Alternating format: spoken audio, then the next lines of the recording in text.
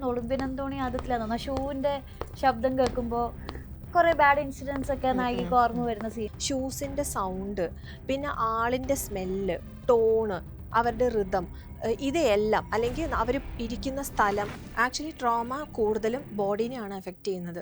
വയറ് ഒത്തിരി ആൾക്കാർക്ക് പ്രോബ്ലം ഉണ്ടാക്കാറുണ്ട്. എക്സാം ടൈമിൽ ടെൻഷൻ വരുമ്പോൾ വയർ അപ്സെറ്റ് ആവുന്നു. അതെ, അതേപോലെ തന്നെ ട്രോമയ്ക്കും വരും. ട്രോമ എപ്പോഴും നെർവസ് സിസ്റ്റത്തിനെയാണ് എഫക്റ്റ് ആക്കുന്നത്. അപ്പോൾ നെർവസ് സിസ്റ്റത്തിനെ കാമാക്കി സെറ്റിലാക്കാനുള്ള സാധനങ്ങൾ നമ്മൾ കൂടെ കൊടുക്കണം. അപ്പോൾ അവരുടെ ഒരു പ്രശ്നങ്ങൾ അവർക്ക് പറയാൻ പോലും പറ്റാത്ത ഒരു അവസ്ഥയിലൊക്കെ ഇരിക്കുമ്പോൾ ചിലപ്പോൾ നമുക്ക് മെഡിക്കൽ സപ്പോർട്ട്, ഫാർമക്കോളജിക്കൽ സപ്പോർട്ട് എടുക്കേണ്ടി വരും. കൂടുതലും നമുക്ക് ഈ സൊമാറ്റിക് തെറാപ്പീസ് നല്ലോണം ഹെൽപ്പ് ചെയ്യും. അതായത് ബോഡി മൂവ്മെന്റ്, പലതരത്തിലുള്ള സൊമാറ്റിക് തെറാപ്പീസ് ഉണ്ട്. മൈൻഡ്ഫുൾനെസ് ബേസ്ഡ് ഉണ്ട്. അതായത് നമ്മളെ ഗ്രൗണ്ട് ചെയ്ത് നിർത്തുക എന്ന് പറഞ്ഞ സാധനമില്ലേ, ഇത് മാജിക് പോലെ ഒരു ദിവസം കൊണ്ട് നടക്കൂല. പക്ഷെ നമുക്ക് ആ ഹോപ്പ് ഉണ്ട്. നമുക്ക് നമ്മുടെ തെറാപ്പിസ്റ്റ് തരുന്ന റിസോഴ്സസ് ഉണ്ട്. അവർ നമ്മളെ കൊണ്ട് ചെയ്യിപ്പിക്കുന്ന കാര്യങ്ങളുണ്ട്. സജഷൻസ് നമുക്ക് പറ്റുന്ന രീതിക്ക് നമ്മൾ അവരുടെ കൈ അങ്ങ് പിടിച്ച് കയറുക എന്നുള്ളതാണ്. കാരണം നമ്മളൊരു തെറാപ്പിസ്റ്റിൻ്റെ അടുത്ത് പോകുമ്പോൾ കിട്ടുന്ന അതേ സാധനം നമ്മൾ സാധാരണക്കാരെന്ന് പ്രതീക്ഷിക്കരുത്. ആക്ച്വലി ഞാൻ പറയാറുണ്ട്, husband or mother cannot be your therapist. അപ്പം അതിനെ മനസ്സിലാക്കി അതിനെ കേട്ടു മാത്രം ഇരുന്നാൽ മതി. ഫസ്റ്റ് അയ്യോ വയനാടിൽ അങ്ങനെ സംഭവിച്ചല്ലോ, അയ്യോ ഇതിങ്ങനെ സംഭവിച്ചല്ലോ, ഇങ്ങനെ പറയും. പക്ഷെ നമുക്കും കുറേ കാര്യങ്ങൾ ചെയ്യാം. ആക്ച്വലി ഫിസിക്കലി നമ്മൾ കാര്യങ്ങൾ ചെയ്യുന്നുണ്ട്, മെറ്റീരിയലിസ്റ്റിക്കലി നമ്മൾ കാര്യങ്ങൾ അയച്ചു കൊടുക്കുന്നു. ഈവൻ ഫ്ലഡ് ചെന്നൈയിൽ വന്നപ്പോൾ ഇവിടെ അൻബോർഡ് കൊച്ചി എന്ന് പറഞ്ഞൊരു സാധനം ഫോം ചെയ്തു. വളരെ നല്ല കാര്യമല്ലേ ഇത്? അത്ര എളുപ്പമല്ല. അപ്പം നമ്മൾ ഒത്തിരി ഇങ്ങനെ വേദം ഓതുന്ന പോലെ നമ്മൾ പറഞ്ഞിട്ട് കാര്യമില്ല. അപ്പം അതിന് വേണ്ടിയിട്ടുള്ളൊരു കാര്യമാണ് നമ്മൾ കൊടുക്കേണ്ടത്. കാരണം അവർക്ക് അതാണ് വേണ്ടത്. അവർ തീരെ ഹോപ്പ്ലെസ് ആയിട്ടിരിക്കുകയല്ലേ. വിവരം ഇതിനെക്കുറിച്ചില്ല. പക്ഷെ നമുക്കറിയാം ആ കുട്ടിക്ക് ആ ഇൻസിഡൻറ്റിൽ നിന്ന് ഒരു ബുദ്ധിമുട്ടായിട്ടുള്ളൊരു ഇത് വന്നിട്ടുണ്ട് എന്നുള്ളത് നമുക്കറിയാം. അപ്പോൾ ഇതേ സെയിം ഇപ്പോൾ അതേ ഫ്രാഗ്രൻസ് ഉപയോഗിക്കുന്ന വേറൊരാൾ കണ്ടു കഴിഞ്ഞാൽ ട്രിഗർ വരാം. അതേ ശബ്ദം കേട്ടാലും ട്രിഗർ വരാം, ഇപ്പം പറഞ്ഞവരെ. അപ്പം അത് ആക്ച്വലി അത് ഭയങ്കര ലൈഫ് ലോങ് ആണ്. പക്ഷെ ഇതിൻ്റെ ഇഫക്ട്സ് കുറയ്ക്കാൻ നല്ല രീതിക്ക് പറ്റും. പിന്നെ ഓരോരുത്തരുടെ പ്രതികരണ ശേഷി വ്യത്യാസമാണല്ലോ. എല്ലാവരും ഒരുപോലെയല്ലോ. റെസീലിയൻസ് പവർ എല്ലാവരുടെയും ഡിഫറെൻ്റ് ആണ്.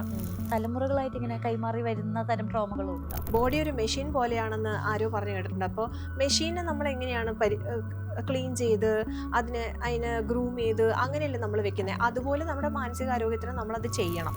നമ്മുടെ ഒരു മെന്റൽ ഹെൽത്ത് അല്ലെങ്കിൽ നമ്മുടെ ഒരു മനോബലം ഇതിലൊരു ഘടകമാണ്. അല്ലെങ്കിൽ ഞാൻ ക്യൂർ ആയി എന്നൊക്കെ തോന്നും.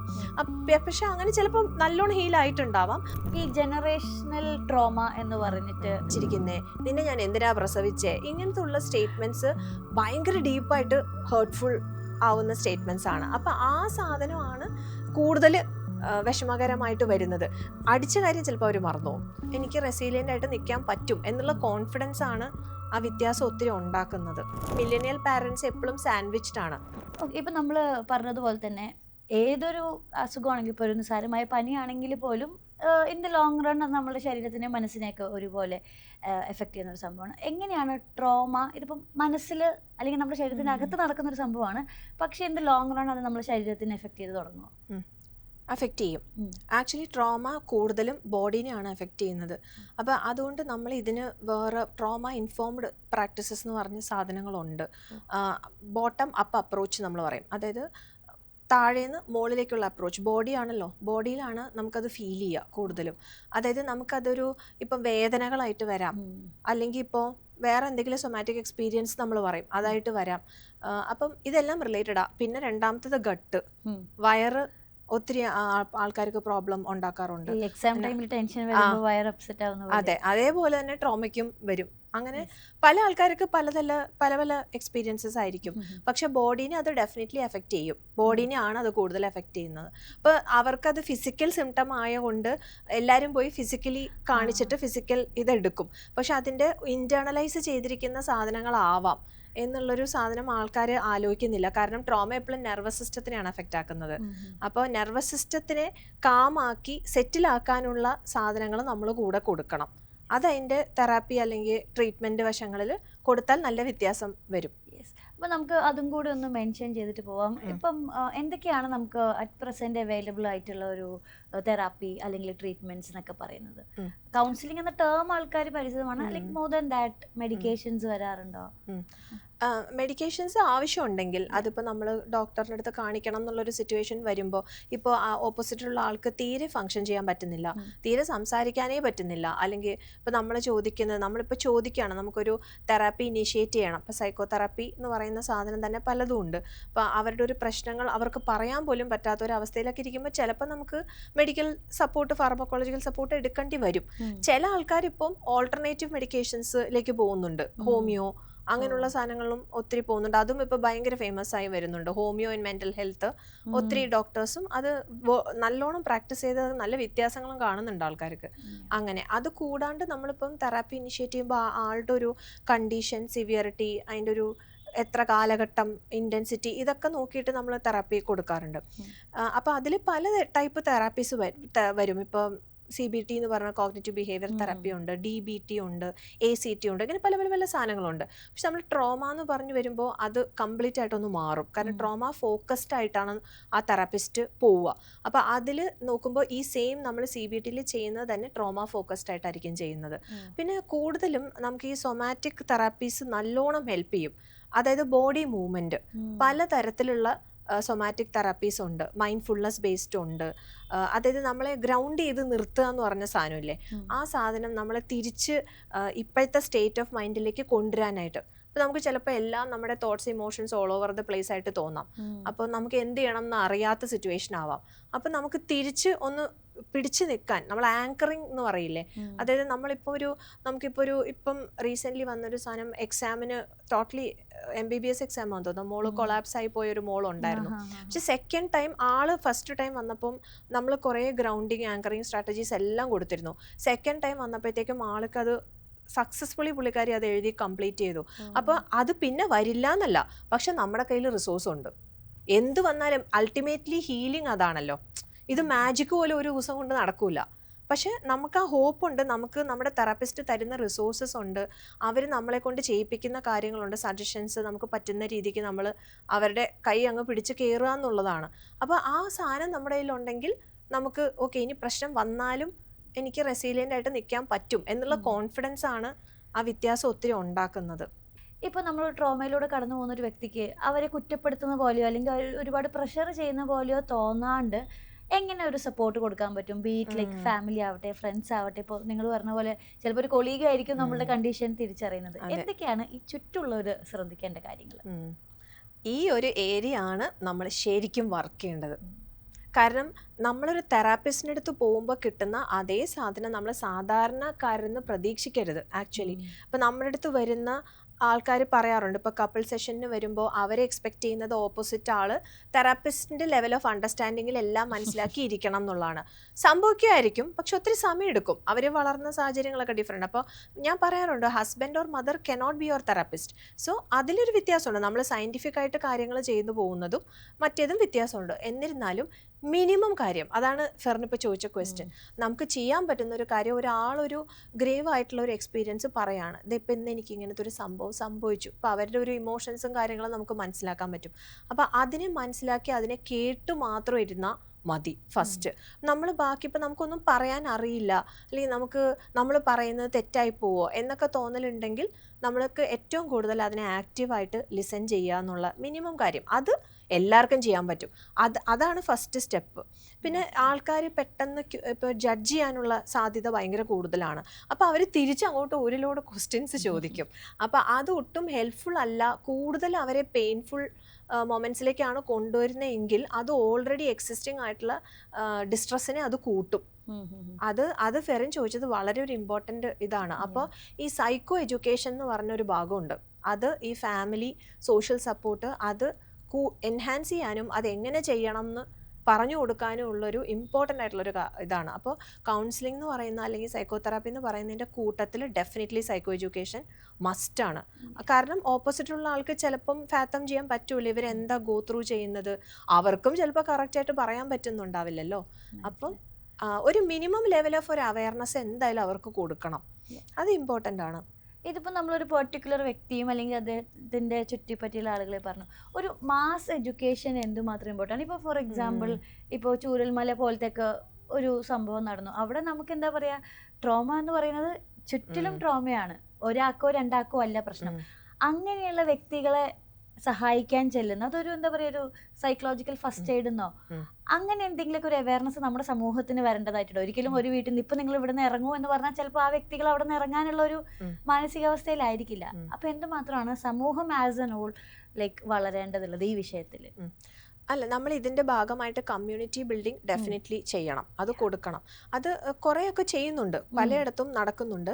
പിന്നെ ഇപ്പം ആൾക്കാരെങ്ങനെയാണെന്നറിയോ, ജനറലി ഇതൊന്നും ഒരു അഡീഷണൽ സ്കിൽ സെറ്റായിട്ടോ ഇത് ഞങ്ങൾ അറിഞ്ഞിരിക്കണം, ഇത് അവർ അങ്ങനെയല്ല കരുതുന്നത്.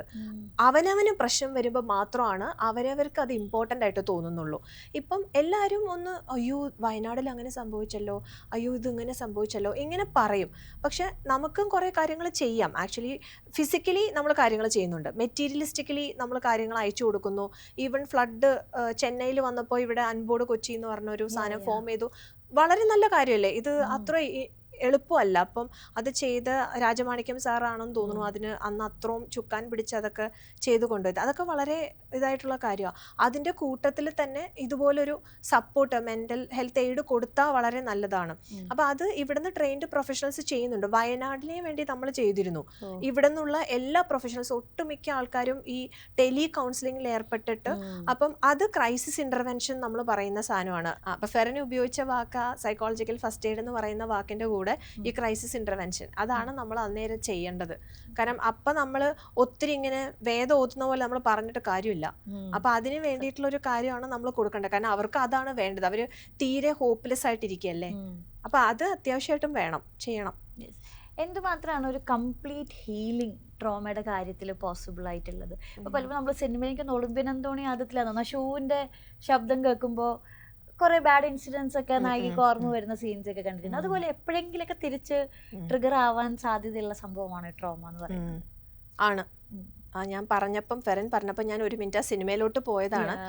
മറന്നിരിക്കുന്നൊരു സിനിമയാണ്, പക്ഷെ കണ്ടതാണ്. എന്നാലും ഇപ്പം ഞാൻ ആലോചിക്കുമ്പം ഞാൻ ആ മൂവി കണ്ടപ്പോൾ ആ ട്രോമയ്ക്ക് ഞാൻ എത്ര ഇമ്പോർട്ടൻസ് കൊടുത്തിട്ടുണ്ടെന്ന് എനിക്കറിയില്ല. ഞാൻ കുഞ്ഞിലെ കണ്ട സിനിമയാണ്. അപ്പോൾ നമുക്ക് വലിയൊരു വിവരം ഇതിനെക്കുറിച്ചില്ല. പക്ഷെ നമുക്കറിയാം ആ കുട്ടിക്ക് ആ ഇൻസിഡൻറ്റിൽ നിന്ന് ഒരു ബുദ്ധിമുട്ടായിട്ടുള്ളൊരു ഇത് വന്നിട്ടുണ്ട് എന്നുള്ളത് നമുക്കറിയാം. ഇപ്പം ഞാൻ ആലോചിക്കുമ്പം ഇത് നല്ലൊരു കേസ് സ്റ്റഡി ആയിട്ട് എനിക്ക് തന്നെ വായിക്കാനുള്ളൊരു സംഭവമാണ്. Thank you. അപ്പോൾ അത് പറയുമ്പോൾ ആ ഷൂസിന്റെ സൗണ്ട്, പിന്നെ ആളിന്റെ സ്മെല്ല്, ടോണ്, അവരുടെ റിതം, ഇതെല്ലാം, അല്ലെങ്കിൽ അവർ ഇരിക്കുന്ന സ്ഥലം, ആ സ്ഥലം ട്രിഗർ ആവാം, എപ്പിസോഡ് നടന്ന സ്ഥലം ട്രിഗർ ആവാം. ഇതെല്ലാം ട്രിഗർ പോയിന്റ്സ് തന്നെയാണ്. അപ്പം നമ്മൾ റെസ്പോൺസസ് എന്ന് പറയും ഇതിന്. അപ്പോൾ ഇതേ സെയിം ഇപ്പോൾ അതേ ഫ്രാഗ്രൻസ് ഉപയോഗിക്കുന്ന വേറൊരാളിൽ കണ്ടു കഴിഞ്ഞാൽ ട്രിഗർ വരാം. അതേ ശബ്ദം കേട്ടാലും ട്രിഗർ വരാം, ഇപ്പം പറഞ്ഞമാതിരി. അപ്പോൾ അത് ആക്ച്വലി അത് ഭയങ്കര ലൈഫ് ലോങ് ആണ്. പക്ഷേ ഇതിൻ്റെ ഇഫക്ട്സ് കുറയ്ക്കാൻ നല്ല രീതിക്ക് പറ്റും. അതാണ് ഞാൻ ആ ട്രോമ ഇൻഫോംഡ് തെറാപ്പിയെക്കുറിച്ച് പറഞ്ഞത്. ഇപ്പം നമുക്ക് ഉണ്ടായിരുന്ന എക്സ്പീരിയൻസസിനെ ഡീസെൻസിറ്റൈസ് ചെയ്ത് കൊണ്ടുവരാനുള്ള തെറാപ്പീസ് ഒത്തിരി ഉണ്ട്, നല്ല സക്സസ്ഫുള്ളും ആണ്. അത് പിന്നെ ഓരോരുത്തരുടെ പ്രതികരണ ശേഷി വ്യത്യാസമാണല്ലോ, എല്ലാവരും ഒരുപോലെയല്ലോ. റെസീലിയൻസ് പവർ എല്ലാവരുടെയും ഡിഫറെൻ്റ് ആണ്. അപ്പം അതനുസരിച്ചിട്ട് അയാൾക്ക് ചേഞ്ചസ് വരുന്നതായിരിക്കും. അപ്പോൾ അത് ട്രിഗർ ചെയ്യും ആക്ച്വലി. ഇപ്പൊ നമ്മൾ ഓൾറെഡി പറഞ്ഞിരുന്നു സമയം എടുക്കുന്നത് അല്ലെങ്കിൽ ഒറ്റയടിക്ക് ഓക്കെ ഐ എം ഹീൽഡ് എന്ന് പറയാൻ പറ്റുന്ന ഒരു ഇതല്ലാന്ന്. എന്നാൽ ഇപ്പൊ എല്ലാത്തിനും ആളുകളുടെ ഒരു ലൈഫ് സ്റ്റൈൽ വെച്ചിട്ട് സമയം ഒരു ഘടകമാണല്ലോ. ഇപ്പം മെഡിക്കൽ ഇത് ആണെങ്കിലും ഒരു അഡ്മിഷൻ ഇല്ലാതെ നിങ്ങൾക്ക് ഇത് ട്രീറ്റ് ചെയ്യാം എന്നാണ് പരസ്യങ്ങൾ പോലും വരുന്നത്. പൊതുവേ നമുക്ക് ഒരു ഹീലിംഗ് ജേർണി എന്നൊക്കെ പറയുന്നത് എത്ര സമയം എടുക്കാറുണ്ട്? അതോ ഇത് പ്യോർലി ഓരോ വ്യക്തികൾ അനുസരിച്ചിരിക്കുമോ? നമുക്ക് എന്തെങ്കിലും ടൈം ഫ്രെയിം പറയാൻ പറ്റും? വ്യക്തികൾ അനുസരിച്ചിരിക്കും. ആക്ച്വലി നേരത്തെ ഞാൻ പറഞ്ഞ പോലെ തന്നെ എല്ലാവരുടെ പാത്തും സ്റ്റോറിയും ജേർണിയും എല്ലാം ഡിഫറെൻ്റ് ആണ്. ആൾക്കാരും ഡിഫറെൻ്റ് ആണല്ലോ. അപ്പം അവർക്ക് ഉണ്ടാവുന്ന ട്രോമ, അതിൻ്റെ ഇൻറ്റൻസിറ്റി, സിവിയറിറ്റി ഇതെല്ലാം വ്യത്യാസമാണ്. അപ്പം നമ്മളത് കസ്റ്റമൈസ്ഡ് ആയിട്ട് പോകുന്ന ട്രീറ്റ്മെൻറ്റ്സ് ആണ് കൂടുതലും നല്ലത്. എല്ലാവർക്കും പൊതുവെ ആയിട്ടൊരു ട്രീറ്റ്മെൻറ്റ് നമുക്ക് കൊടുക്കാൻ പറ്റില്ല. പിന്നെ ഈ ഹീലിംഗ് ടൈമും ഇതെല്ലാം അനുസരിച്ചിരിക്കും. അപ്പോൾ ഹീലിംഗ് ഡെഫിനറ്റ്ലി പോസിബിൾ ആണ്. എത്രയോ പേരിപ്പോൾ എൻ്റെ അടുത്ത് തന്നെ 2 years ആയിട്ട് തെറാപ്പി എടുക്കുന്ന ണ്ട്. അബ്രോഡ് പോയി നിന്നിട്ട് ഓരോ വർഷം വരുമ്പോഴും അല്ലെങ്കിൽ 6 months കൂടെ വരുമ്പം അവരുടെ വെക്കേഷൻ്റെ കൂടെ ഈ സ്കെഡ്യൂൾ അഡ്ജസ്റ്റ് ചെയ്ത് ഇവിടെ വന്നിരുന്ന് ട്രോമ എടുത്ത് ട്രീറ്റ്മെൻറ്റ് എടുത്ത് പോകുന്ന ആൾക്കാരുണ്ട്. അപ്പം അത് നമുക്ക് പോസിബിൾ ആണ്. പിന്നെ ചിലപ്പോൾ നമുക്ക് ഒരു എന്താ പറയുക, ഇത്രയും മാസങ്ങളൊക്കെ കഴിയുമ്പോൾ നമുക്കിനി നമ്മൾ ഒത്തിരി ബെറ്റർ ആയി, നമുക്കിനി വേണ്ട, അങ്ങനെ നമുക്ക് തോന്നും. അല്ലെങ്കിൽ ഞാൻ ക്യൂർ ആയി എന്നൊക്കെ തോന്നും. പക്ഷെ അങ്ങനെ ചിലപ്പോൾ നല്ലോണം ഹീൽ ആയിട്ടുണ്ടാവാം. പക്ഷെ പാറ്റേൺസ് ചിലപ്പോൾ പ്രതികൂല സാഹചര്യങ്ങൾ വരുമ്പോൾ റിപ്പീറ്റ് ചെയ്യാനുള്ള ചാൻസസ് ഉണ്ട്. അപ്പം നമ്മൾ എപ്പോഴും ആ ഒരു കരുതലോടുകൂടി നമ്മൾ ആ ചെയ്യുന്ന കാര്യങ്ങൾ, നമ്മൾ കുറേ സ്ട്രാറ്റജീസും കാര്യങ്ങളും എല്ലാം പഠിക്കുമല്ലോ, റിസോഴ്സസ് ഉണ്ടാവും, നമ്മളത് മെയിൻറ്റെയിൻ ചെയ്ത് പോയാൽ മതി. നമ്മളിപ്പം നമ്മുടെ ഒരു ബോഡി ഒരു മെഷീൻ പോലെയാണെന്ന് ആരോ പറഞ്ഞു കേട്ടിട്ടുണ്ട്. അപ്പോൾ മെഷീനെ നമ്മൾ എങ്ങനെയാണ് ക്ലീൻ ചെയ്ത് അതിനെ ഗ്രൂം ചെയ്ത് അങ്ങനെയല്ലേ നമ്മൾ വെക്കുന്നത്. അതുപോലെ നമ്മുടെ മാനസികാരോഗ്യത്തിന് നമ്മളത് ചെയ്യണം. അപ്പോൾ നമുക്കിപ്പോൾ നല്ല രീതിക്കുള്ള ഉറക്കം, വെൽ ബാലൻസ്ഡ് ആയിട്ടുള്ള ഡയറ്റ് കിട്ടാൻ സാധ്യതയുണ്ടെങ്കിൽ അത്, അല്ലെങ്കിൽ നമുക്കിപ്പം എക്സസൈസ്, ഔട്ട്ഡോർ പ്ലേ കാര്യങ്ങൾ, അങ്ങനെ അത് നമുക്കിപ്പോൾ ഇപ്പോഴത്തെ ഇത് ഭയങ്കര ബുദ്ധിമുട്ടുള്ള ജീവിതശൈലിയാണ്. അപ്പോൾ എന്നിരുന്നാൽ പോലും എല്ലാ ദിവസവും പറ്റിയില്ലെങ്കിൽ പറ്റുന്ന സമയത്ത് ചെയ്യാനും നമ്മൾ പറയാറുണ്ട്. അത് നമ്മൾ സൂക്ഷിച്ചു പോയാൽ തന്നെ ഒത്തിരി കാര്യങ്ങൾക്ക് വ്യത്യാസങ്ങൾ വരും. ഇപ്പം നമ്മളൊരു പറയില്ല, നമ്മുടെ മനസ്സ് പോലെ ഇരിക്കുന്നുള്ളൂ. ഇപ്പം ചില ആൾക്കാർ നമ്മൾ ഈ മോട്ടിവേഷണൽ സ്റ്റോറീസിലൊക്കെ കണ്ടിട്ടുണ്ട്. അതായത് വലിയ ആക്സിഡന്റ് കഴിഞ്ഞിട്ട് അങ്ങനെ ഭയങ്കര ഡിസബിലിറ്റീസ് ഒക്കെ വന്നിട്ടും അവരതെല്ലാം ഓവർകം ചെയ്ത് ലൈഫിൽ ജീവിക്കുന്നവർ. നേരെ മറിച്ച് ചെറിയ എന്തെങ്കിലും പ്രശ്നം വരുമ്പോൾ ആകെ ഡൗൺ ആയി പോകുന്നവരും ഉണ്ട്. നമ്മുടെ ഒരു മെന്റൽ ഹെൽത്ത് അല്ലെങ്കിൽ നമ്മുടെ ഒരു മനോബലം ഇതിലൊരു ഘടകമാണ്. അത് റെസിലിയൻസ് പവർ എന്ന് പറയുന്നത് ചിലത് നമുക്ക് എന്താ പറയുക, ബൈ ബർത്ത് തന്നെ കുറച്ച് നമുക്കത് ഉണ്ടാവും. പിന്നെ അല്ലെങ്കിൽ നമ്മൾ ഡെവലപ്പ് ചെയ്ത് ലേൺ ചെയ്ത് എടുക്കുന്ന സാഹചര്യങ്ങളാണ്. അങ്ങനെയൊക്കെ ഒത്തിരി കുട്ടികളുണ്ടല്ലോ ഇപ്പം. പ്രതികൂല സാഹചര്യങ്ങളിലൊക്കെ ജീവിതം വഴിമുട്ടി പോയിട്ട് പിന്നീട് അതിൽ നിന്ന് ഒരു സപ്പോർട്ട് കിട്ടുമ്പോൾ കരകയറി പോവാനൊക്കെ. ഞങ്ങൾ റീസെൻ്റ്ലി ഒരു കാൻഡിൽ എന്ന് പറഞ്ഞൊരു പ്രോജക്റ്റിൻ്റെ ഭാഗമായിരുന്നു. അത് എനിക്ക് തോന്നുന്നു IBS എന്ന് പറഞ്ഞൊരു ഗ്രൂപ്പ്, IBM പോലെ IBS എന്ന് പറഞ്ഞൊരു കോർപ്പറേറ്റ് ആണ് അത് ചെയ്തത്. അപ്പോൾ അവരുടെ പ്രോജക്റ്റിൻ്റെ ഭാഗമായിരുന്നു ഞാൻ. അപ്പോൾ അവർ ഒത്തിരി അങ്ങനെ കുറച്ച് സോഷ്യോ എക്കണോമിക് ബാക്ക്ഗ്രൗണ്ട്സ്, കുറച്ച് മോശമായിട്ടുള്ള അണ്ടർ പ്രിവിലേജ്ഡ് ആയിട്ടുള്ള കുട്ടികളെ അവർ സെലക്ട് ചെയ്ത് കൊണ്ടുവന്നിട്ടുണ്ടായിരുന്നു. നമ്മളതിന് ഭയങ്കര പബ്ലിസിറ്റി ഒന്നും കൊടുത്തില്ല. കാരണം അത് പബ്ലിസിറ്റി കൊടുക്കേണ്ട കാര്യമില്ല അതിന്. നമ്മൾ സൈലൻ്റ് ആയിട്ടാണ് അതിൽ വർക്ക് ചെയ്തത്. അപ്പം ഞാൻ നോക്കുമ്പോഴത്തേക്കും ഇത്രയും സെഷൻ അല്ലെങ്കിൽ ഇത്രയും ഒരു ഡ്യൂറേഷൻ കഴിയുമ്പം അവർ actually we instil hope in them. എന്നിട്ട് നമ്മളതിനെ നിർത്തിക്കളയുന്നില്ല. അത് കണ്ടിന്യൂസ്ലി നമ്മൾ തുടർന്ന് പോവുകയാണ്. അപ്പം അത്യാവശ്യം റെസീലിയൻ്റ് ആയിട്ട് കണ്ടിന്യൂസ്ലി നമുക്ക് ലൈഫിൽ നെഗറ്റീവ് എക്സ്പീരിയൻസസും ഡിസ്ട്രസിങ് കാര്യങ്ങൾ മാത്രം വന്നുകൊണ്ടിരുന്ന ഹോപ്പില്ലല്ലോ. അപ്പം നമ്മൾ എന്ത് പറഞ്ഞാലും ഇവരുടെ ഉള്ളിൽ പോവില്ല. പക്ഷെ നമ്മളത് ചെയ്ത് കാണിക്കുമ്പോൾ വ്യത്യാസം വരും. എന്നെ സഹായിക്കാൻ ആളുണ്ട്, അപ്പോൾ ഐ ക്യാൻ സീക്ക് സപ്പോർട്ട് എന്നുള്ള സംഭവം. അങ്ങനെ കുറേ പ്രോജക്ട്സ് ഭാഗമാവാൻ പറ്റിയിട്ടുണ്ട്. അത് നല്ലതായിരുന്നു. ഓക്കെ. അപ്പം ഈ ഒരു വേർഡിനെ പറ്റിയിട്ടാണ് ഞാൻ ചോദിക്കുന്നത്. അതായത് നമ്മൾ സോഷ്യൽ മീഡിയയിലൊക്കെ കുറേ കണ്ടിട്ടുള്ളതാണ് ഈ ജനറേഷണൽ ട്രോമ എന്ന് പറഞ്ഞിട്ട്. ഞാൻ ഇങ്ങനെ പാസ് ഓൺ ചെയ്യുന്നില്ല. ആക്ച്വലി എന്താണ് ഈ ട്രോമ എന്ന് പറയുന്നത്? ഒരു പെർട്ടിക്കുലർ ഇൻസിഡൻറ്റ് നടക്കുമ്പോഴല്ലാതെ തലമുറകളായിട്ട് ഇങ്ങനെ കൈമാറി വരുന്ന തരം ട്രോമകളും ഉണ്ടോ? ഉണ്ട്. അത് ഇന്റർ ജനറേഷണൽ ട്രോമ എന്ന് നമ്മൾ പറയും. അതായത് ഇപ്പം ഫോർ എക്സാമ്പിൾ ഒരു ചെറിയ കാര്യം പറയുകയാണെങ്കിൽ, ഇപ്പം പണ്ടത്തെ കാലത്ത് സ്ട്രിക്റ്റ് പാരൻറ്റിങ് അല്ലെങ്കിൽ ഡിസിപ്ലിൻ എന്ന് പറയുന്ന സാധനം ഇത്തിരി ഹാർഷായിട്ട് ചെയ്തിരുന്ന ആൾക്കാരുണ്ട്. എല്ലാവരെയും പറയാൻ പറ്റുന്നില്ല, പക്ഷെ ഉണ്ട്. അപ്പം അതാണ് റൈറ്റ് വേ ഓഫ് പാരൻറ്റിങ്, അല്ലെങ്കിൽ അടിച്ചു വളർത്തിയ പാരൻറ്റിങ് എന്നുള്ളൊരു സംഭവം.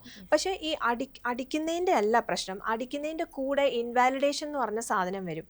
നിന്നെ കൊണ്ടൊന്നും കൊള്ളൂല, നീയൊക്കെ എന്തിനാ ജീവിച്ചിരിക്കുന്നേ, നിന്നെ ഞാൻ എന്തിനാ പ്രസവിച്ചേ, ഇങ്ങനത്തെ ഉള്ള സ്റ്റേറ്റ്മെൻറ്റ്സ് ഭയങ്കര ഡീപ്പായിട്ട് ഹേർട്ട്ഫുൾ ആവുന്ന സ്റ്റേറ്റ്മെൻറ്റ്സ് ആണ്. അപ്പം ആ സാധനമാണ് കൂടുതൽ വിഷമകരമായിട്ട് വരുന്നത്.